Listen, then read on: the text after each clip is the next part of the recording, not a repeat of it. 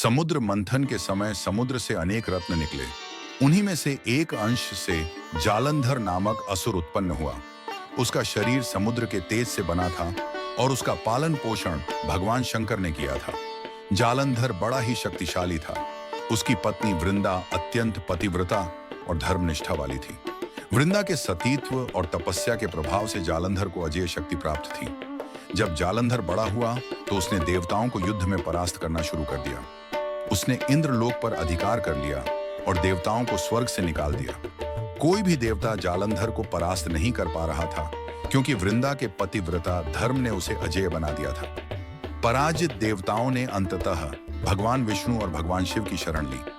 भगवान शिव ने जालंधर से युद्ध किया, परंतु वृंदा की शक्ति के कारण वे भी उसे मार नहीं पाए।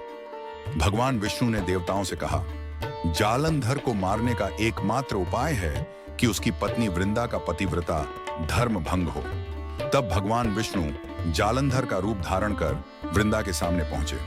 वृंदा ने जैसे ही उन्हें देखा, सोचा कि मेरा पति सुरक्षित लौट आया है।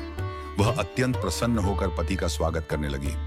जैसे ही वृंदा ने अपने पति के रूप में विष्णु को स्वीकार किया, उसका पतिव्रता धर्म टूट गया। उसी क्षण भगवान शिव ने जालंधर को युद्ध में मार गिराया।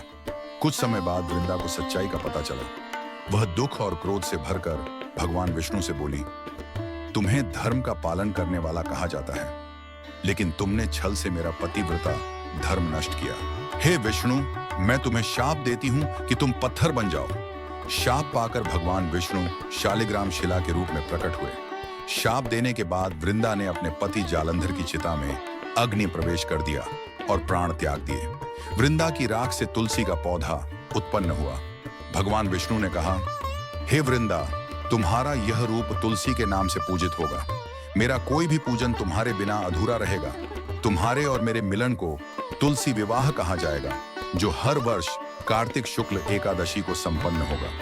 सीख यह कथा हमें बताती है कि सच्चे धर्म और पतिव्रता की शक्ति कितनी महान होती है। तुलसी केवल एक पौधा नहीं, बल्कि भक्ति और पवित्रता का प्रतीक है। हर पूजा में तुलसी दल का प्रयोग इसी कारण आवश्यक माना गया है। तुलसी विवाह का पर्व स्त्री पुरुष के पवित्र संबंध और अटूट भक्ति का प्रतीक है। इसीलिए आज भी हर वर्ष तुलसी विवाह धूमधाम से मनाया जाता है और तुलसी दल के बिना भगवान विष्णु की पूजा अधूरी मानी जाती है। अगर यह कथा आपको अच्छी लगे तो चैनल को सब्सक्राइब जरूर करें।